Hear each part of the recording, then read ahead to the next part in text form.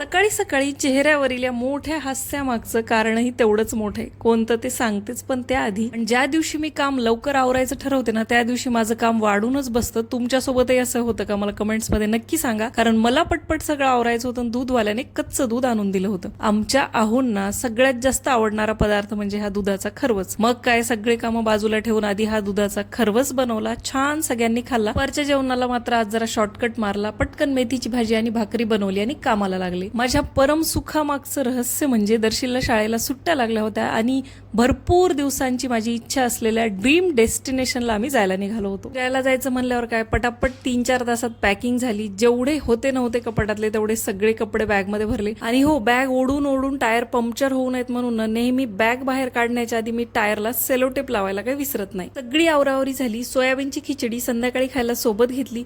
Plan जरा अर्जन्सीमध्ये ठरल्यामुळे ट्रेनचं तिकीट काही आम्हाला मिळालं नाही, त्यामुळे आम्ही ट्रॅव्हल्सनी जायला निघालो. आता आम्ही जिथं जातोय ना तिथं मिठाचं वाळवंट आहे. ती जागा कोणती आहे हे मला कमेंट्स करून नक्की सांगा.